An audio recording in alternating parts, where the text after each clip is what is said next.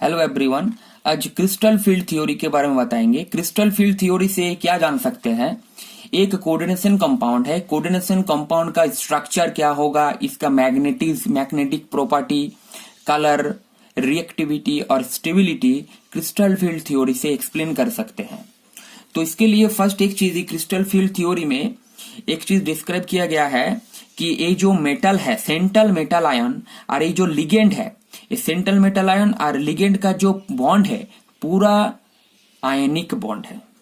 यहाँ पर वो क्रिस्टल फील्ड थ्योरी में बोला गया है। तो मेटल और लिगेंड बॉन्ड क्या होता है, प्योरली आयनिक होता है। ठीक है, तो यहाँ पर फर्स्ट चीज, ये जो सेंट्रल मेटल आयन है, इसका डी ऑर्बिटल, इसका जो डी ऑर्बिटल प्रेजेंट होता है ट्रांजिशन मेटल का, वो डी ऑर्बिटल का स्प्लिटिंग होता है क्रिस्टल फील्ड थ्योरी में। जैसे कि आयरन यहाँ पर सेंट्रल मेटल एटम है, तो यहाँ पर इसका डी ऑर्बिटल होगा। अब फर्स्ट ये पूरा थ्योरी जानने से पहले डी ऑर्बिटल के बारे में जानना होता है। ये जो डी सबसेल में डी ऑर्बिटल प्रेजेंट रहता है, 5 डी ऑर्बिटल प्रेजेंट रहता है, 5 डी ऑर्बिटल प्रेजेंट रहता है। अब ये कौन कौन सा होता है 5 डी ऑर्बिटल? एक होता है डी एक्स वाई, एक होता है डी एक्स जेड, और एक होता है डी वाई जेड, और एक होगा D X square Y square, और एक होता है डी जेड स्क्वायर। ये 5 डी ऑर्बिटल होता है। तो इनमें से ये जो तीनों डी ऑर्बिटल है, ये तीनों डी ऑर्बिटल होता है लोअर एनर्जी डी ऑर्बिटल होता है, और ये जो 2 ऑर्बिटल है इसको बोलते हैं higher energy D orbital, energy high.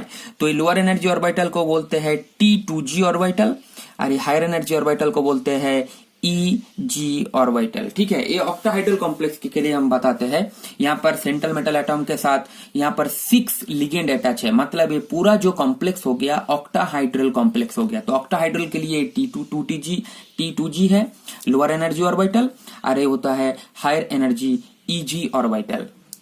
तो यहाँ पर ये जो डी ऑर्बिटल, ये जो मेटल का जो डी ऑर्बिटल होता है, जैसे यहाँ पर मान लीजिए ये मेटल का डी ऑर्बिटल है, 5 डी ऑर्बिटल, 1 2 3 4 5। ये जो 5 डी जेनरेट 5 डी जेनरेट का मतलब है, 5 डी जेनरेट का मतलब है सेम एनर्जी के D orbital. 5 D generate D orbital, same energy के जो ऑर्बिटल है, ये क्या होता है, ये लिगेंड्स के इन्फ्लुएंस की वजह से, लिगेंड जो यहाँ पर प्रेजेंट है, लिगेंड के इन्फ्लुएंस की वजह से क्या होता है, ये जो 5 डी जेनरेट डी ऑर्बिटल है वो 2 सेट में डिवाइड हो जाता है। मेटल का 2 सेट में डिवाइड हो जाता है। यहाँ पर देखिए एक सेट कैसे डिवाइड होगा, एक सेट ऐसे डिवाइड हो जाता है, और यहाँ पर इसका एक 1 2 3, मतलब T2G और EG सेट में डिवाइड हो जाता है लिगेंड के इन्फ्लुएंस की वजह से। तो lower energy 3 lower energy orbital में 5 डिजेनरेट डी ऑर्बिटल्स है। अब 3 लोअर एनर्जी ऑर्बिटल और 2 हायर एनर्जी ऑर्बिटल में डिवाइड हो जाता है, स्प्लिट हो जाता है 5 डी ऑर्बिटल ए मेटल का। तो यहाँ पर ये DXY, DXZ, DYZ, अरे हो गया DX स्क्वायर वाई स्क्वायर, अरे DZ स्क्वायर। ये 5 डिजेनरेट ऑर्बिटल्स 2 ऑर्बिटल्स में डिवाइड हो जाता है। ठीक है, अब यहाँ पर ये जो ऑर्बिटल का जो एनर्जी डिफरेंस है, EG और 2G का जो एनर्जी डिफरेंस है, इसको बोलते हैं डेल जीरो, मतलब क्रिस्टल फील्ड स्प्लिटिंग एनर्जी। तो ये इसको बोलते हैं crystal field splitting energy, crystal field splitting energy इसको बोलते हैं। मतलब जो एनर्जी डिफरेंस है लोअर एनर्जी और हायर एनर्जी ऑर्बिटल का जो एनर्जी डिफरेंस होता है, उसको डेल जीरो से रिप्रेजेंट करते हैं, और उसको बोलते हैं crystal field stabilising crystal field splitting energy. ठीक है, तो यही होता है। जैसे कि यहाँ पर मान लीजिए आयरन का यहाँ पर कितना सिस्टम होगा, यहाँ पर आयरन जैसे है FeCN होल 6, और वहां पर 4- होगा, तो 4-, ये जो कॉम्प्लेक्स है FeCN होल 6 4-, यहाँ पर Fe2+ स्टेट में है, तो इसका जो इलेक्ट्रॉन होगा डी ऑर्बिटल में वो है D6 सिस्टम। तो D6 सिस्टम मतलब अब यहाँ पर जो D6 सिस्टम, जो आयरन का जो 5 डी जेनरेट डी ऑर्बिटल्स है, लिगेंड के इन्फ्लुएंस की वजह से ऐसा स्प्लिट हो जाता है एक लोअर एनर्जी ऑर्बिटल और हायर एनर्जी ऑर्बिटल में। तो यहाँ पर टोटल 6 इलेक्ट्रॉन है, 6 इलेक्ट्रॉन उसका डी ऑर्बिटल में। अगर लिगेंड वहां पर Cn प्रेजेंट है तो Cn की प्रेजेंट की वजह से यहाँ पर क्या होगा, इस ऑर्बिटल में इलेक्ट्रॉन आता है, आ जाएगा, या तो इस ऑर्बिटल में इलेक्ट्रॉन आ जाएगा। तो ये देखना है। तो वहां पर जो लिगेंड अटैच है वो स्ट्रांग है कि वीक फील्ड है। अगर स्ट्रांग फील्ड लिगेंड है वहां पर तो ये पूरा इलेक्ट्रॉन्स यहाँ पर पेयर हो जाएगा, एक ऑर्बिटल में 2 इलेक्ट्रॉन्स। और अगर वो जो लिगेंड है वो अगर वीक फील्ड लिगेंड है तो पेयर नहीं होगा, अनपेयर्ड रह जाएगा इलेक्ट्रॉन। तो यहाँ पर Cn स्ट्रॉन्ग फील्ड लिगेंड है, तो यहाँ पर टोटल जो 6 इलेक्ट्रॉन है यहाँ पर ही आ जाएगा, टोटल 6 इलेक्ट्रॉन।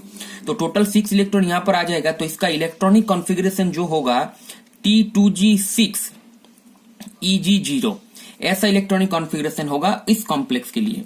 ऐसे देखिए, अगर D1 सिस्टम है तो D1 सिस्टम में ऐसा एक इलेक्ट्रॉन आ जाएगा यहाँ पर। तो यहाँ पर इसका जो इलेक्ट्रॉनिक कॉन्फ़िगरेशन होगा T2G1 Eg0, ऐसा इलेक्ट्रॉनिक कॉन्फ़िगरेशन होगा। अगर डी ऑर्बिटल में 2 इलेक्ट्रॉन्स आता है तो इसका जो इलेक्ट्रॉनिक कॉन्फ़िगरेशन होगा T2G2 Eg0, तो ऐसा इलेक्ट्रॉनिक कॉन्फ़िगरेशन आएगा। तो डी ऑर्बिटल में ऐसे टोटल 10 इलेक्ट्रॉन्स एंटर कर सकता है, तो 10 इलेक्ट्रॉन का ऐसे ही इलेक्ट्रॉनिक कॉन्फ़िगरेशन होगा। जैसे कि और एक कॉम्प्लेक्स का एग्जांपल दे रहा है, जैसे कि Fe F6 यहाँ पर Fe जो है 3+ सिस्टम में है, 3+ स्टेट में है, तो मतलब D5 सिस्टम। तो D5 मतलब आयरन का यहाँ पर डी ऑर्बिटल में 5 इलेक्ट्रॉन है। तो 5 इलेक्ट्रॉन मतलब 1 2 3 4 5, ये 5 डी ऑर्बिटल है आयरन का। अब यहाँ पर क्या हो जाता है, वो लिगेंड के प्रेजेंस में क्या होगा, ये डी ऑर्बिटल स्प्लिट हो जाएगा लोअर एनर्जी ऑर्बिटल में और हायर एनर्जी ऑर्बिटल में स्प्लिट हो जाता है। तो यहाँ पर टोटल उसका 5 इलेक्ट्रॉन था, तो यहाँ पर 1 2 3 4 5 इलेक्ट्रॉन था। अब यहाँ पर F मतलब फ्लोरीन, एक वीक फील्ड लिगेंड है। तो एक कौन कौन सा वीक फील्ड लिगेंड है, कौन कौन सा स्ट्रॉन्ग फील्ड लिगेंड है, एक दूसरे वीडियो में बताएंगे। तो यहाँ पर ये जो 5 इलेक्ट्रॉन है, 5 इलेक्ट्रॉन यहाँ पर पेयर्ड नहीं होगा। पेयर्ड नहीं होगा मतलब यहाँ पर 1 1 2 3 और यहाँ पर 1 इलेक्ट्रॉन और यहाँ पर 1 इलेक्ट्रॉन ऐसे एंटर करेगा यहाँ पर। क्यों, अगर स्ट्रॉन्ग फील्ड होता तो यहाँ पर पेयर्ड हो जाता है ऐसे इलेक्ट्रॉन, लेकिन यहाँ पर पेयर्ड नहीं होगा। तो यहाँ पर इसका जो इस कॉम्प्लेक्स के लिए इसका जो इलेक्ट्रॉनिक कॉन्फ़िगरेशन होगा T2G3 और Eg2, ऐसा इलेक्ट्रॉनिक कॉन्फ़िगरेशन हो जाएगा इस कॉम्प्लेक्स का। तो यहाँ पर हम मैग्नेटिक प्रॉपर्टी बता सकते हैं, 5 अनपेयर्ड इलेक्ट्रॉन है इस कॉम्प्लेक्स में। 5 अनपेयर्ड इलेक्ट्रॉन है मतलब ये पैरामैग्नेटिक बिहेवियर दिखाएगा। और इस कॉम्प्लेक्स में देखिए, इस कॉम्प्लेक्स में क्या है, सब 6 इलेक्ट्रॉन जो है 6 इलेक्ट्रॉन पेयर्ड है। पेयर्ड है मतलब ये डायमैग्नेटिक प्रॉपर्टी का दिखाए। तो मैग्नेटिक प्रॉपर्टी यहाँ पर एक्सप्लेन कर सकते हैं हम क्रिस्टल फील्ड थ्योरी से। तो ऐसे करके हम बता सकते हैं कि मैग्नेटिक प्रॉपर्टी क्या होगा, पैरामैग्नेटिक होगा अगर अनपेयर्ड इलेक्ट्रॉन है, डायमैग्नेटिक होगा। लेकिन लिगेंड का इन्फ्लुएंस देखना है, स्ट्रॉन्ग फील्ड लिगेंड है कि वीक फील्ड लिगेंड है, तो पेयर्ड होगा तो पेयर्ड हो जाएगा। तो अगर देखना है पेयर्ड हो गया है तो वहां पर वो डायमैग्नेटिक होगा। अगर अनपेयर्ड इलेक्ट्रॉन एक भी प्रेजेंट है तो पैरामैग्नेटिक बिहेवियर दिखाएगा। तो ये जो कॉम्प्लेक्स है ये हाई स्पिन कॉम्प्लेक्स है। हाई स्पिन कॉम्प्लेक्स मतलब यहाँ पर इलेक्ट्रॉन पेयर्ड नहीं हुआ है, तो सब सिंगल अनपेयर्ड इलेक्ट्रॉन है, मतलब ये हाई स्पिन कॉम्प्लेक्स है। और ये जो कॉम्प्लेक्स यहाँ पर देख रहे हो, ये जो है ये लो स्पिन कॉम्प्लेक्स है, मतलब लिगेंड की इन्फ्लुएंस की वजह से यहाँ पर इलेक्ट्रॉन पेयर्ड हो गया है। तो ये लो स्पिन कॉम्प्लेक्स और डायमैग्नेटिक होगा और ये हाई स्पिन कॉम्प्लेक्स पैरामैग्नेटिक होगा।